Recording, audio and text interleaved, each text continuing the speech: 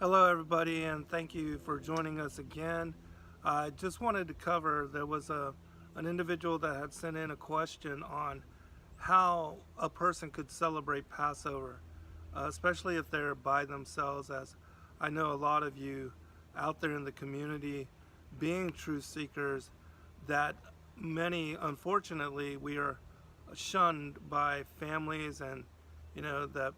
people, because of the things that we talk about and the topics that are important to us, often do not want to communicate or even congregate with us, which is, again, unfortunate, but that is the burden of being a wisdom keeper and a holder of the secrets. And so, for those of you that are planning on celebrating Passover alone, or even if you're not, it was last Wednesday that the thin crescent of the waxing Rosh Chodesh Nisan was first sighted, meaning that that was the first day of the lunar month. And so we will have Passover occur 14 days thereafter, and it will be on a Tuesday in 2 weeks. And that was from this past Wednesday. And so I believe it's on the 7th that Passover will occur in the month of April. And so what you can do and what we do here is, when I pray over the food and over the meal, I recall and acknowledge the story of both the Exodus and how it was that the Israelites were released from the bondage of their enslavement in Egypt, and how it was that the sacrifice of the Passover Lamb and the blood that was marked, the letter Tah, on the doorpost and on the frame, that this is what marked for the angel of death that night at midnight, when all of the firstborn were slaughtered, even the cattle, that the Israelites were preserved and their children spared from the horror of this, what was mass genocide, mass slaughter.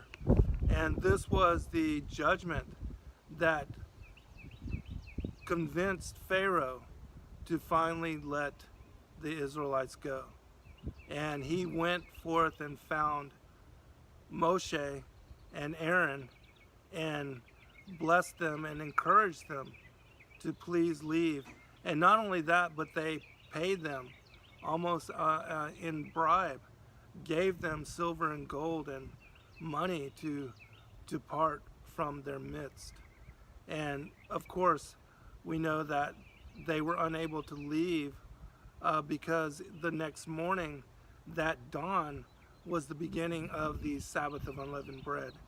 And so they continued feasting in Passover meal. And at twilight, at sunset that night, under the cover of a full moon, they then departed. And that's when Pharaoh and the rest of the armies of Pharaoh decided to try to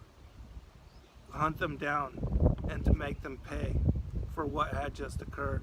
And that's when God provided provision and allowed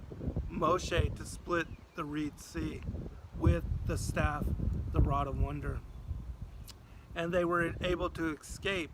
and also in a single night have all of their adversaries destroyed, so that they could move forward unimpeded, and they could then reclaim the promised land, the land of covenant. And another aspect of the importance of this particular Passover day, as I covered it and as I shared it with you, is that Passover has been celebrated since the time of Adam, and that the day that Abel was killed by his half-brother Cain, this was also on Passover, and Abel was the first Passover lamb being killed in what would be the enmity,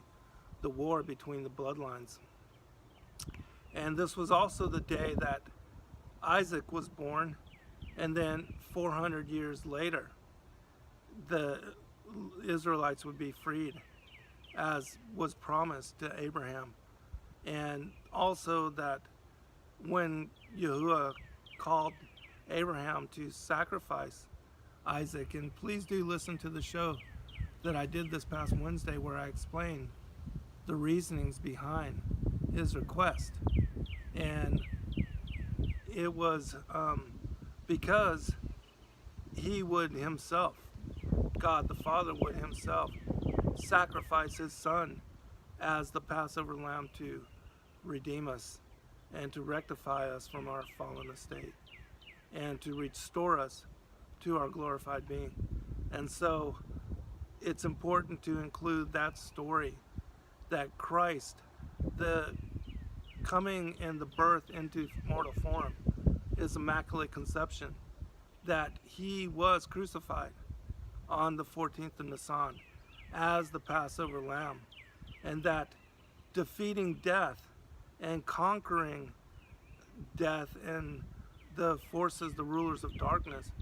he was resurrected on the 16th of Nisan, on the day of first fruits, as the high priest, and that Adam and his descendants were the resurrected first fruits of what would be all of humanity, in that we are the fruit of the Most High, the children, the sons and daughters of God, and that Christ redeemed us through him, resurrected, and gave us, extended to us, salvation and eternal life. And so, in my opinion, if you just acknowledge that in your prayer as you pray over your roasted lamb, your bitter herbs, and your matzah bread, that will go a long way, in my opinion, in acknowledging the importance of this day and the sacrifice that both the Father, the Son, and previous patriarchs made on our behalf in order to provide us the liberation, the freedom that we enjoy in this day and age. And so just remember, April 7th will be the eve of the full moon. And it's always on the eve of the full moon that Passover is celebrated. Thank you, and God bless you in your Passover celebration. Shalom.